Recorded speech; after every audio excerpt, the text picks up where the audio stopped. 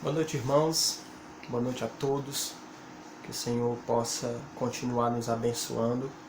É um privilégio estar nesta noite junto com os irmãos, no mesmo propósito, no mesmo espírito. Que Deus possa continuar nos abençoando durante esse culto. E agora esse momento onde nós vamos nos alimentar da palavra de Deus, nós vamos ouvir a palavra de Deus. Que Deus possa nos abençoar. Quero inicialmente orar pela palavra, pelo culto, ainda pelas orações que serão feitas. Vamos orar então. Bendito Deus e Pai, nós te louvamos em Cristo Jesus, pela vida e por tudo que o Senhor tem nos dado. Que o Senhor venha abençoar poderosamente a palavra, que possamos ser conduzidos na verdade. A tua palavra afirma que o Espírito Santo nos conduzirá na verdade, na tua palavra, e que os corações possam ser tocados, que possamos ser alimentados e abençoados por meio do Teu Espírito Santo, que age por meio da palavra de Deus. Então, nós te rogamos e agradecemos em nome de Jesus. Amém. Quero ler um texto, meu amado irmão, minha amada irmã, lá em 1 Tessalonicenses, capítulo de número 1, e o verso 5 ao verso 7. Esse texto trata sobre a igreja de Tessalônica, a igreja ali fundada pelo apóstolo Paulo.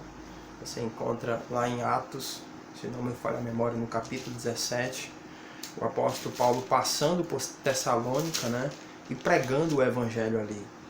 E ele escreve depois a essa igreja, é uma das cartas mais antigas do Novo Testamento, assim como também a carta de Gálatas, Então, ele escreve a essa igreja, e nesses versículos aí, principalmente do verso 1 até o verso 10, ele mostra como aqueles irmãos, como aquela igreja ali em Tessalônica, foi um exemplo. E nós vamos justamente aprender sobre isso, lendo ali o verso de número 5 até o verso de número 7. E o tema é um povo exemplar, porque essa igreja tem muito para nos ensinar. Não é à toa que o apóstolo Paulo diz que ela foi um modelo, que ela foi uma inspiração para as igrejas ali daquela região, quer dizer, aquela comunidade, aquele grupo de crentes foi um modelo e um exemplo para muitos ali, para muitas igrejas, para muitos irmãos ali naquela região. Então isso é maravilhoso, Deus seja glorificado por isso, e o desejo de Deus também é que nós sejamos esse exemplo.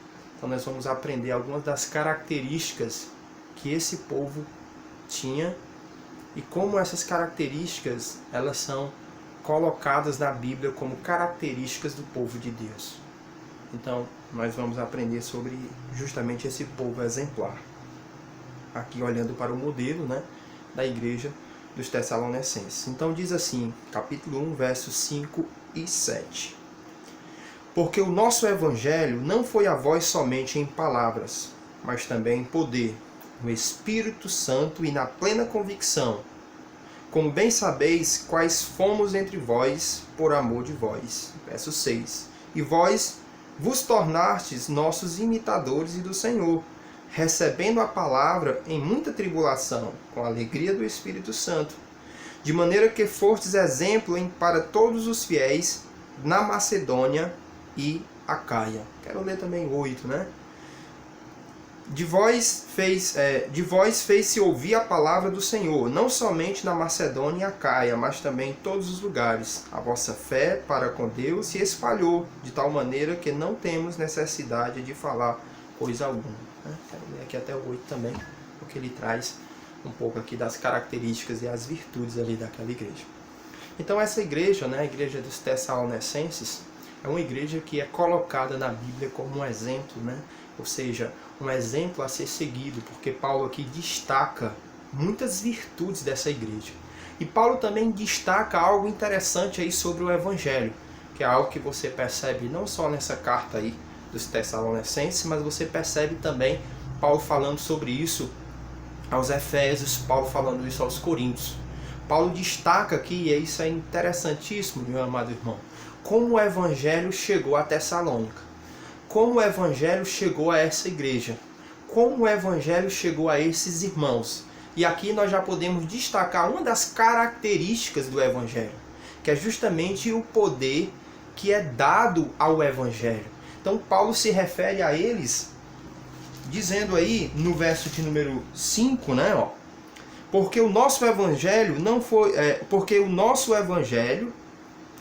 foi a vós somente em palavras, mas em poder.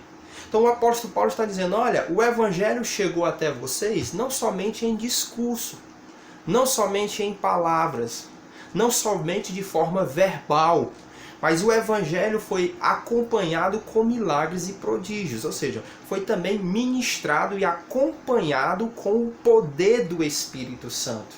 E aqui o apóstolo Paulo, né, destaca uma característica que pertence justamente ao Evangelho.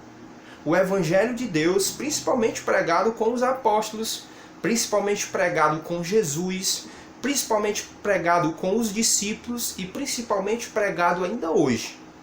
Porque Jesus é sempre o mesmo, ele nunca muda. O poder do Evangelho é sempre o mesmo. Então o Evangelho é acompanhado com milagres. A mensagem de Deus, quando é levada, a mensagem de Deus, quando é proclamada, é acompanhada de milagres. Nós não podemos esquecer disso.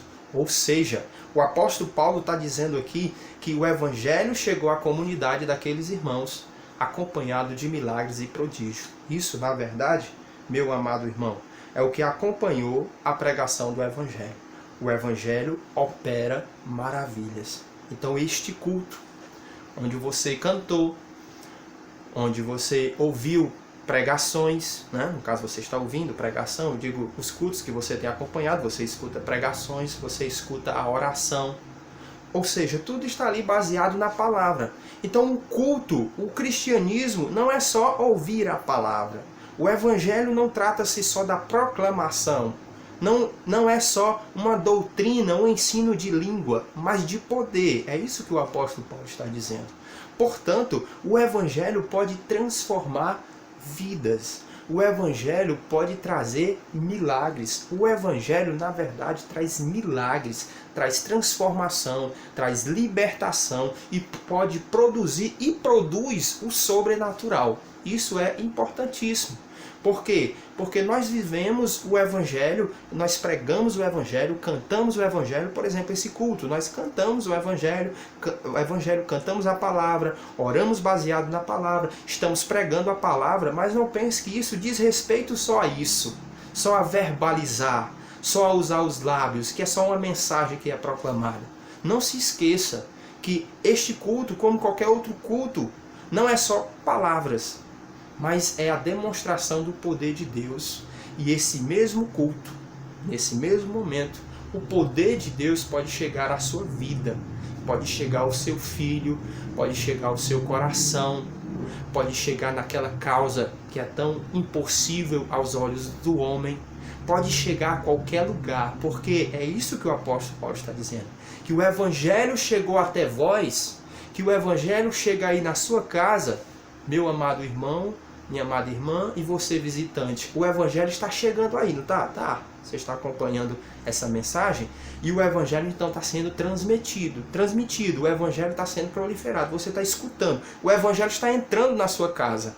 Mas creia nisso e se lembre disso, que essas palavras que está saindo da minha boca e que vem de Deus, da Escritura, é acompanhada de milagre, é acompanhada de poder. Então creia nisso, que essa mensagem pode transformar, que essa mensagem pode libertar, que essa mensagem pode produzir vida, que essa mensagem pode produzir milagre e que essa mensagem pode fazer o que então Deus decide fazer.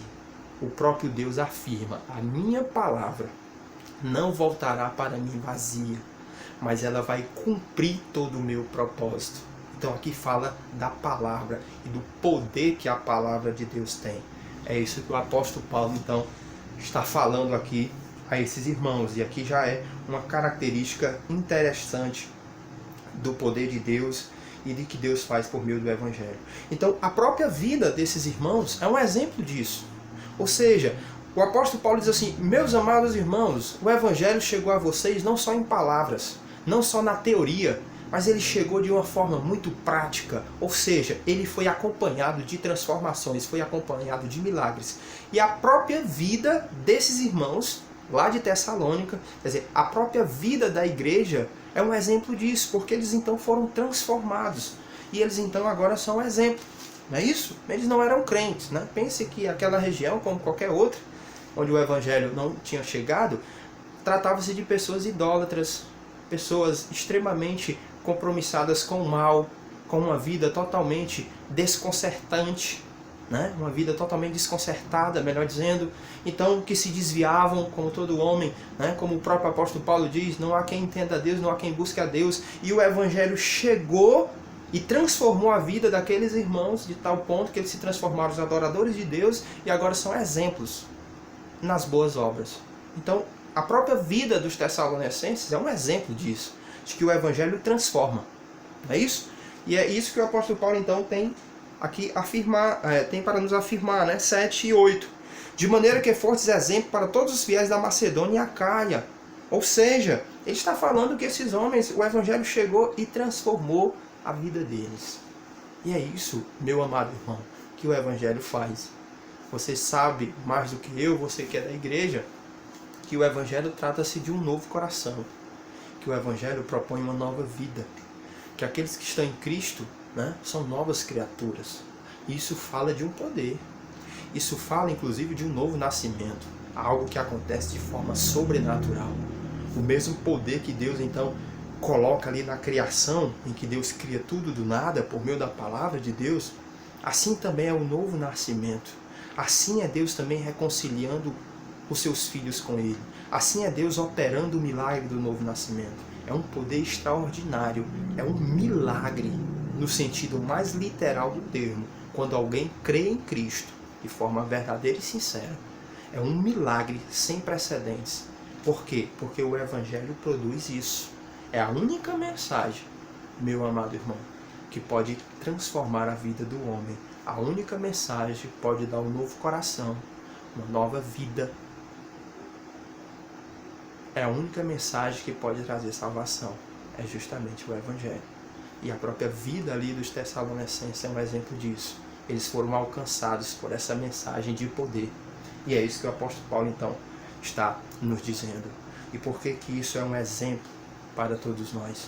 Porque se nós somos como os Tessalonicenses, crentes em Jesus, que fomos acompanhados, que fomos alcançados, melhor dizendo, pelo Evangelho de Deus, então essa transformação também é para estar sobre a nossa vida.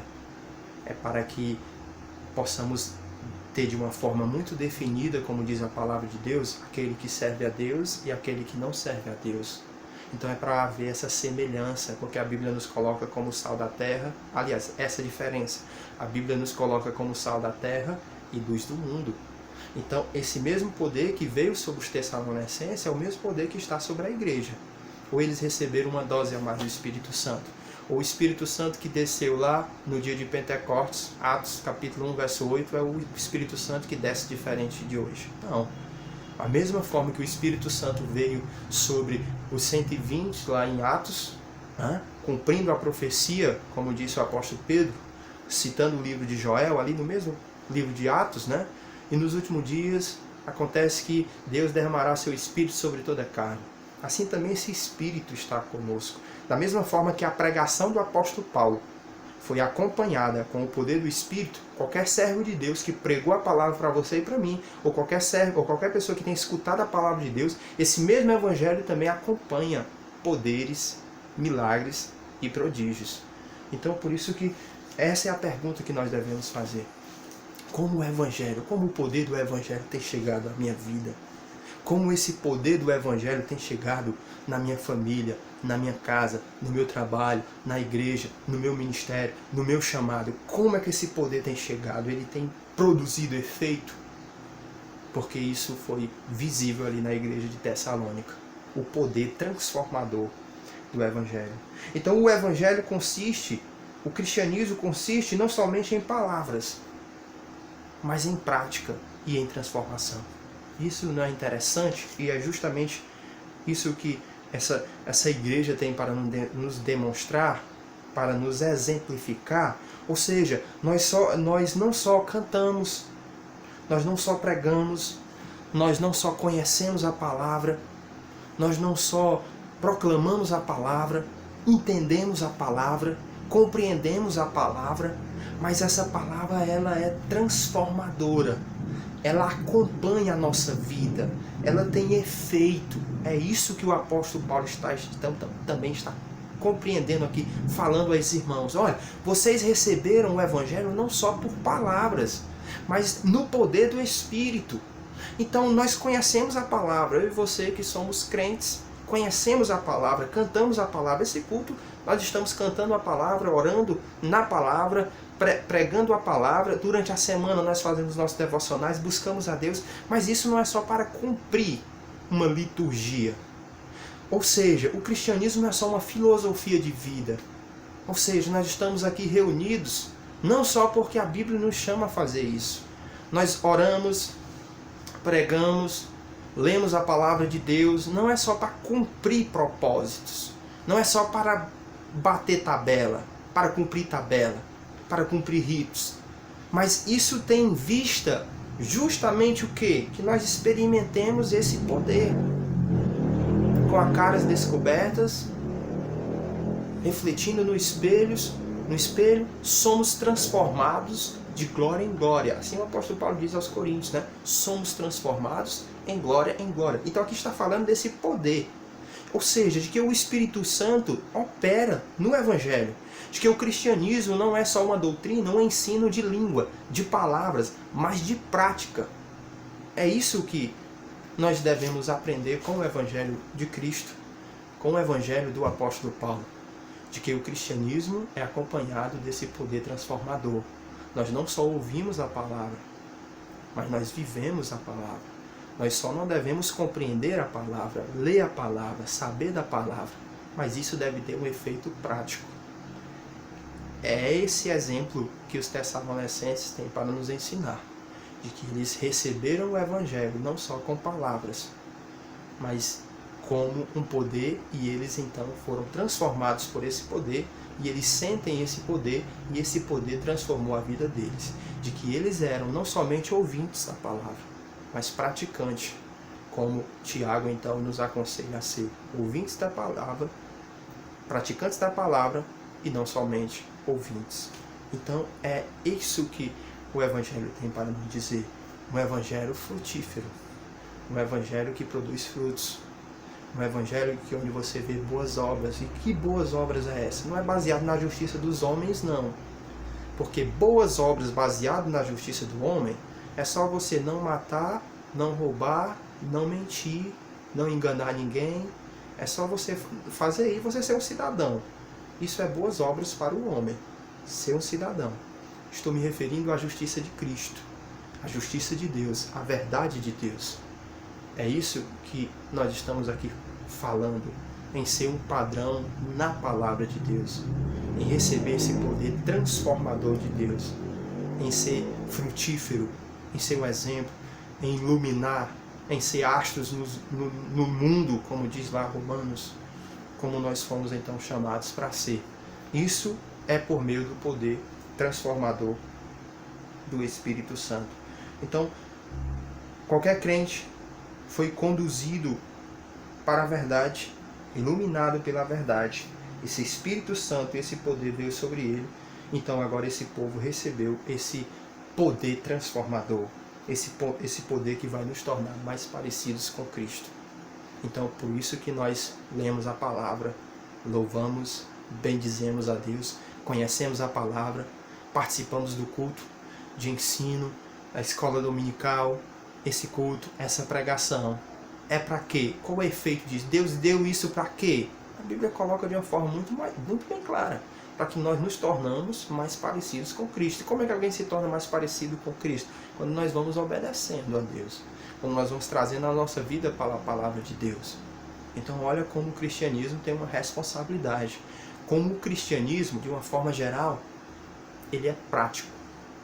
Ele é prático, tem a ver com praticar, tem a ver com viver a palavra, não escutar, Jesus disse, né, que aqueles que permanecem na palavra é justamente quem? Os seus discípulos. Aquele que ama a ele é o que pratica a palavra.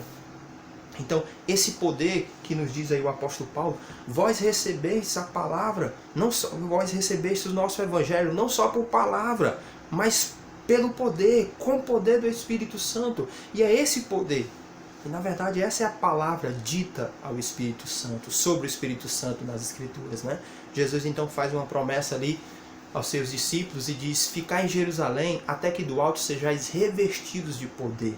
Então é esse poder que contagia, é esse poder que nos leva a amar a santidade, é esse poder que transforma a nossa vida, é esse poder que faz com que a gente perdoe, é esse poder que faz com que a gente ame a justiça, é esse poder que faz com que a gente obedeça a palavra, é esse poder que faz com que a gente sirva a Deus, é esse poder que faz com que a gente se transforme, é esse poder que faz com que a gente seja mais parecido com Cristo. O cristianismo é isso, não é uma filosofia de vida, no sentido de que nós vamos aprender e participar e entender só por entender.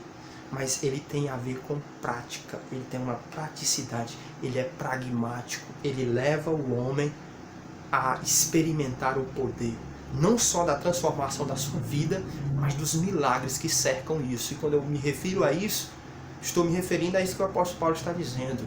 É cura, é libertação, é provisão, é discernimento, é Deus planando os caminhos, é Deus ministrando a sua graça, a sua misericórdia, os seus prodígios. Isso tudo envolve o povo de Deus. E é isso que você cristão, que eu cristão, temos experimentado. E é justamente esse convite que eu quero fazer a você que não é cristão. Venha para um reino de poder. Venha para um reino de transformação. Venha para um evangelho que produz fruto. Um evangelho que faz com que você seja um cidadão terreno do bem e, acima disso, que seja uma pessoa de Deus, que viva o cristianismo, que tenha o cristianismo e na palavra de Deus como a sua regra de fé e prática. Porque aqui está outra característica desses irmãos. Diz aí o verso 6 e 7, né? 7 e 8, que eles então imitaram, olha o que o apóstolo Paulo então afirma, né? Diz aí o verso 6: e vós vos tornastes nossos imitadores e do Senhor. Eles eram imitadores de Cristo. E como é que alguém imita a Cristo? É obedecendo a sua palavra. Você conhece a Cristo na palavra, você sabe o modelo de Cristo na palavra. Então eles observavam a palavra de Deus. Essa igreja de Tessalônica, por que ela é um exemplo para todos? É porque essa igreja tem na palavra de Deus, na Bíblia, a sua regra de fé e prática. Ou seja, eles têm na palavra de Deus um guia para o trabalho, para as conversas, para o WhatsApp, para as suas pesquisas na internet, para o seu trabalho, para a educação dos seus filhos, para a orientação sexual, para a orientação conjugal, para a orientação dos relacionamentos, para a orientação dos amigos. Ou seja, a palavra de Deus é aquilo que guia eles. É aquilo que orienta eles, é aquilo que guia o evangelismo da igreja, é aquilo que guia a comunhão da igreja, é aquilo que guia a oferta da igreja, é aquilo que guia a adoração da igreja, é aquilo que guia o aconselhamento da igreja, é aquilo que guia a relação dos irmãos com os irmãos, é aquilo que guia as boas obras da igreja. Enfim, é isso que o texto está dizendo, que eles imitam a Cristo, quer dizer, que eles têm na palavra de Deus. Isso é interessante, porque quando a palavra de Deus tem a última palavra na nossa vida, nós então nos submetemos a ela. E isso faz com que nós sejamos, né, semelhantes a Cristo, né, que ama a justiça, que nunca errou, que nunca pecou e que buscou a verdade. Então, quando nós fazemos isso, não significa dizer que nós não vamos errar, mas significa dizer que nós então estamos procurando a verdade e amando a verdade. Então, esse Espírito que nos conduz à verdade, esse Espírito que contagia o coração, tornou esses irmãos um modelo. A vida dessa comunidade era um modelo para outros, porque o reino de Deus consiste justamente nesse poder transformador. O apóstolo Paulo diz aí em 1 Coríntios, capítulo 4, verso 20, porque o reino de Deus não consiste em palavras. 1 Coríntios 4, 20, porque o reino de Deus não consiste em palavras, mas em poder. Então, Esse é o poder que chegou e que está no Evangelho e que essa igreja então abraçou. Então esse Espírito Santo, esse poder acompanhou a pregação do apóstolo Paulo e acompanhou o Evangelho hoje e chegou a esses irmãos. Então o Espírito Santo nos conduz à verdade. O Espírito Santo aquece o nosso coração, nos faz ter fome de justiça, nos faz amar a Deus. Por isso que o apóstolo Paulo diz lá em Efésios 5,18: não vos embriagueis com vinho, mas enchei-vos do Espírito. Meu amado irmão, minha amada irmã, quando você olha para a Escritura e você vê o que o Espírito Santo é e o que ele faz, como nós estamos vendo, que ele produz vida, que ele leva o homem a amar a Deus, a amar a justiça, a contagiar outros. Então como é que isso não pode estar acontecendo com a nossa vida? Como é que isso não pode acontecer conosco? Não tem algo errado. E uma das explicações é que nós não estamos buscando o Espírito Santo. Uma das explicações é que nós não estamos andando no Espírito, nos enchendo do Espírito. Nós podemos estar buscando outras coisas, podemos estar dando mais valor a outras coisas que não sejam o Espírito Santo. Porque a Bíblia afirma de uma forma muito clara que onde o Espírito está, aí tem vida. Onde o Espírito está, aí tem amor. Onde o Espírito está, aí tem misericórdia. Onde o Espírito está, tem amor a Deus, obediência a Deus. A palavra afirma isso. E como é que nós muitas vezes não experimentamos isso? Pode ter outras respostas, mas uma dessas respostas é: nós não estamos buscando o Espírito. Nós não estamos nos preenchendo com o Espírito. Nós não estamos amando a justiça, nos santificando, se afastando do pecado, buscando a Deus. Uma das respostas é essa, com certeza. Porque onde o Espírito está, aí a libertação. Então, a pregação do Evangelho chegou a esses irmãos, e esses irmãos então se tornaram um modelo, e isso é interessante. Eu já estou aqui finalizando a mensagem, caminhando para o final. A Bíblia diz que a comunidade dos Tessalonicenses se tornou um modelo.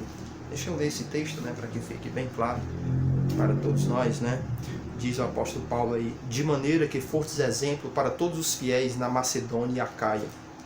De vós fez-se ouvir a palavra do Senhor, não somente a Macedônia e a Acaia, mas também em todos os lugares. A vossa fé para com Deus se espalhou de tal maneira que não temos necessidade de falar alguma coisa. Então aqui fala de uma igreja, fala de uma comunidade que serviu como inspiração, como modelo para outros.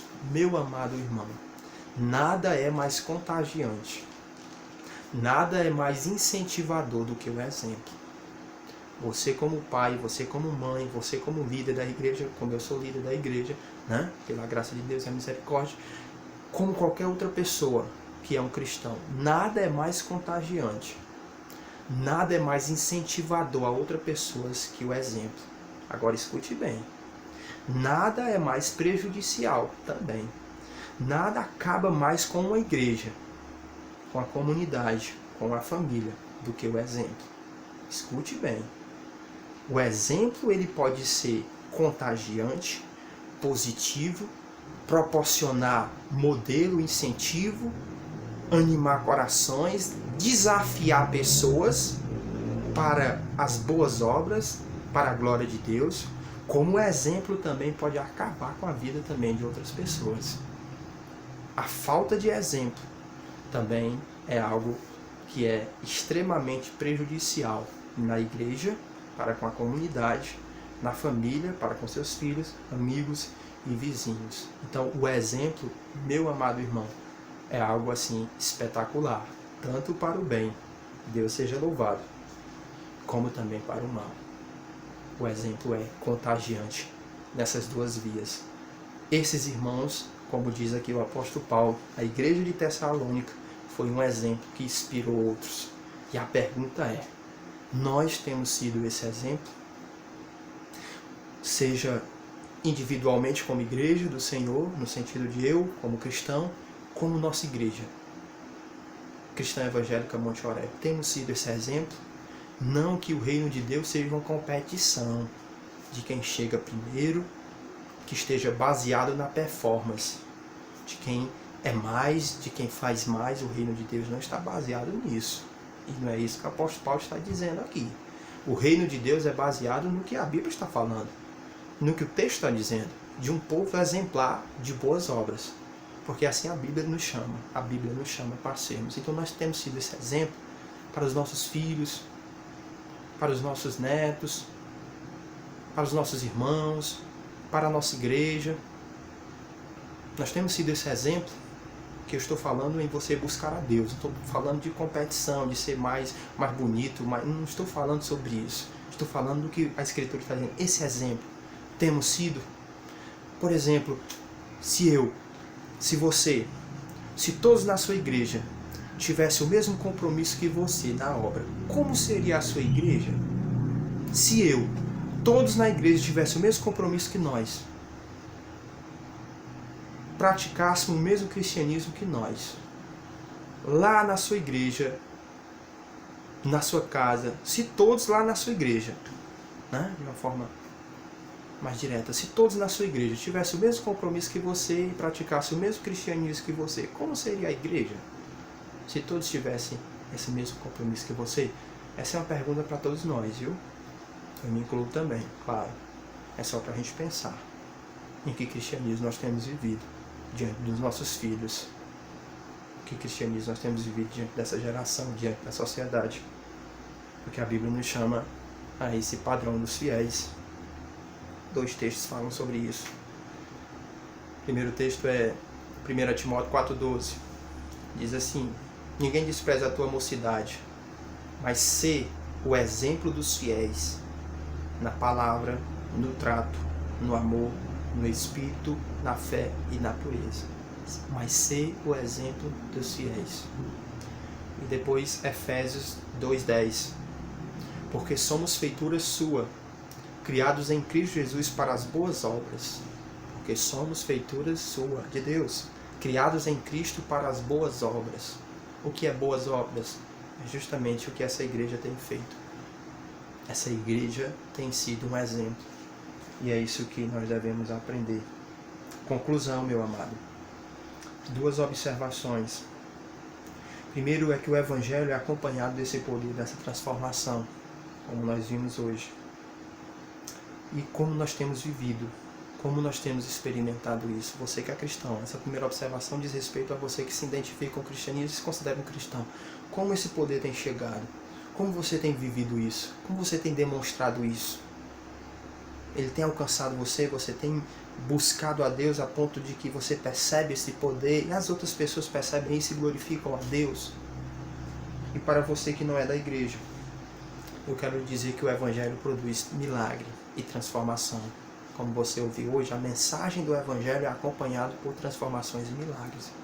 Então eu quero lhe dizer que o Evangelho, que Cristo, que é o Evangelho do nosso Senhor e Salvador Jesus Cristo, que a Palavra de Deus pode trazer milagre à tua vida, em todos os sentidos. Eu não posso dizer em qual sentido, mas eu quero lhe dizer que uma coisa é fato, é que você recebe a mensagem que pode produzir milagres, que transformará a tua vida, a tua família, o teu casamento e tudo que você estiver envolvido.